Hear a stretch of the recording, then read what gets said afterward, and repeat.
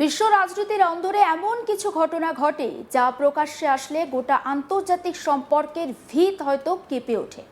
সাম্প্রতিক একটা রিপোর্টে সেই ধরনের একটা চাঞ্চল্যকর তথ্য সামনে এসেছে এবং খবর অনুযায়ী ডেনমার্ক নাকি প্রস্তুত ছিল নিজেদের নিয়ন্ত্রণাধীন গ্রিনল্যান্ডের বিমানবন্দর ধ্বংস করে দিতে, শুধুমাত্র এই আশঙ্কায় যে আমেরিকা হামলা চালাতে পারে। এই খবর বিস্ময়কর ভাবছেন? না, বরং এটি আন্তর্জাতিক কূটনীতি, সামরিক কৌশল এবং ন্যাটো জোটের ভিত নিয়ে বড় প্রশ্ন তুলে দিয়েছে। ঘটনাটা ঠিক কি? বিভিন্ন আন্তর্জাতিক রিপোর্ট অনুযায়ী, বিশেষ করে ইউরোপীয় সূত্রে জানা যাচ্ছে, ডেনমার্ক একটি গোপন পরিকল্পনা করেছিল গ্রিনল্যান্ডের প্রধান রানওয়েগুলো রয়েছে সেখানে বিস্ফোরক বসানোর, যাতে আমেরিকার সেনাবাহিনী সহজে অবতরণ করতে না পারে। এই পরিকল্পনা করা হয়েছিল এমন সময় যখন ডোনাল্ড ট্রাম্প বারবার গ্রিনল্যান্ড অধিকারের কথা বলছিলেন। কেন গ্রিনল্যান্ড এতটা গুরুত্বপূর্ণ? প্রথমে বুঝতে হবে গ্রিনল্যান্ড নিয়ে কেন এতটা টানাটানি চলছে। কৌশলগত গুরুত্বের কথা বলি। প্রথমত, ভৌগোলিক অবস্থান। আর্কটিক অঞ্চলে অবস্থিত, যা ভবিষ্যতে সামরিক এবং বাণিজ্যিক রুটের জন্য অত্যন্ত গুরুত্বপূর্ণ। প্রাকৃতিক সম্পদ, এখানে তেল, গ্যাস, খনিজ সব কিছুর সম্ভাবনা রয়েছে। সামরিক ঘাঁটি, মিসাইল ডিফেন্স এবং নজরদারির জন্য গুরুত্বপূর্ণ। এ কারণে আমেরিকা দীর্ঘদিন ধরে গ্রিনল্যান্ডের বিষয়ে আগ্রহী। ট্রাম্পের বক্তব্য সংঘাতের মূল। ডোনাল্ড ট্রাম্প বারবার বলছেন গ্রিনল্যান্ড আমেরিকার জন্য অত্যন্ত গুরুত্বপূর্ণ। প্রয়োজনে জোর করে নেওয়ার কথাও অস্বীকার করেননি তিনি। তার এই আগ্রাসী বক্তব্য ইউরোপের দেশগুলোকে একটা চিন্তার মধ্যে ফেলে দেয়। আর এই উত্তেজনার পিছনে বড় কারণ ভেনেজুয়েলাতে আমেরিকার অভিযানের ঘটনা। আমেরিকার স্পেশাল ফোর্স সেখানে দ্রুত অভিযান চালায়, প্রেসিডেন্ট নিকোলাস মাদুরোকে সস্ত্রীক আটক করে। এই ঘটনার পর ইউরোপে আতঙ্ক ছড়ায়। আমেরিকা যদি ভেনেজুয়েলায় এটা করতে পারে, তাহলে গ্রিনল্যান্ডেও করতে পারে। ডেনমার্ক একটি সামরিক মহড়ার আড়ালে সেনা মোতায়েন করে। নাম দেওয়া হয় আর্কটিক এন্ডুরিয়ান্স। এই অভিযানে অংশ নেয় ডেনমার্কের সেনা, ফরাসি বাহিনী, জার্মান আর সুইডিশ সেনা।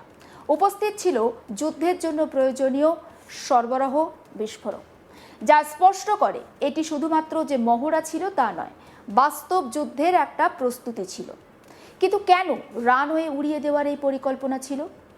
এই পরিকল্পনার পিছনে সামরিক যুক্তি খুব পরিষ্কার। শত্রুপক্ষ যাতে বিমান নামাতে না পারে, দ্রুত আক্রমণ ঠেকানো যায় এবং সময় কেনা যায়। এটি একটা বলতে পারেন যে ডেনিয়াল স্ট্র্যাটেজি নামে পরিচিত। নিজেদের পরিকাঠামো ধ্বংস করে শত্রুকে বাধা দেওয়া। সবথেকে বড় প্রশ্ন, ন্যাটো জোটের 2 সদস্যের মধ্যে হঠাৎ করে যুদ্ধের আশঙ্কা কেন? ন্যাটোর মূল লক্ষ্য কি? সদস্যদের মধ্যে সহযোগিতা। কিন্তু এখানে একজন সদস্য অন্য সদস্যের বিরুদ্ধে প্রস্তুতি নিচ্ছে। এটি জোটের বিশ্বাসঘাতকতায় একটা বড় ধাক্কা। ঠিক এই পরিস্থিতিতে ইউরোপের বড় দেশগুলো ফ্রান্স, জার্মানি, ডেনমার্ককে সমর্থন জানায়। তাদের লক্ষ্য একসঙ্গে শক্তি প্রদর্শন, আমেরিকাকে বার্তা দেয়া। ডেনমার্ক জানতো তারা সরাসরি আমেরিকাকে হারাতে পারবে না, তাই তাদের কৌশল ছিল যুদ্ধের খরচ বাড়িয়ে দেওয়া, আক্রমণকে নিরুৎসাহিত করা। কিন্তু পরিস্থিতি কিভাবে শান্ত হয়? পরিস্থিতি চরমে পৌঁছানোর পর আলোচনার মাধ্যমে সমাধানের চেষ্টা হয়। প্রসঙ্গত, সুইজারল্যান্ডের ডাভোসে বিশ্ব অর্থনৈতিক ফোরামে ট্রাম্প কিছুটা পিছিয়ে আসেন, সামরিক প্রতিপক্ষ থেকে সরে দাঁড়ানোর ইঙ্গিত দেন। ওয়ার্ল্ড ইকোনমিক ফোরামে ট্রাম্প বলেন, মানুষ ভেবেছিলেন আমি হয়তো বল প্রয়োগ করব, কিন্তু আমাকে বল প্রয়োগ করতে হবে না। আমি বল প্রয়োগ করতে চাই না, আমি বল প্রয়োগ করব না। এর সঙ্গেই তার সতর্কবার্তা, আমেরিকা ছাড়া অন্য কোনো দেশ ডেনমার্ক নিয়ন্ত্রিত ওই ভূখণ্ড অর্থাৎ গ্রিনল্যান্ড সুরক্ষিত রাখতে পারবে না। এই পরিস্থিতিতে গ্রিনল্যান্ড অধিগ্রহণ সংক্রান্ত আলোচনার জন্য অবিলম্বে আন্তর্জাতিক মঞ্চে আলোচনা শুরু করার পক্ষে সওয়াল করেছেন তিনি। এই আলোচনার আহ্বানকে ট্রাম্প মূলত সুলভ ভাষায় চিহ্নিত করেছেন বরফের টুকরো সম্পর্কে ছোট অনুরোধ বলে। তার আক্ষেপ, আমরা বিশ্ব সুরক্ষার জন্য এক টুকরো বরফ চাই এবং তারা তা দেবে না। এবার শোনাবো আমেরিকা প্রেসিডেন্ট ডোনাল্ড ট্রাম্পের বক্তব্য। We want strong allies, not seriously weakened ones. We want Europe to be strong. Ultimately, these are matters of national security, and perhaps no current issue makes the situation more clear than what's currently going on with Greenland. Would you like me to say a few words of Greenland? I was going to leave it out of the speech, but I think I would have been reviewed very negatively. I have tremendous respect for both the people of Greenland and the people of Denmark, tremendous respect. But every NATO ally has an obligation to be able to defend their own territory. And the fact is, no nation or group of nations is in any position to be able to secure Greenland other than the United States. We're a great power.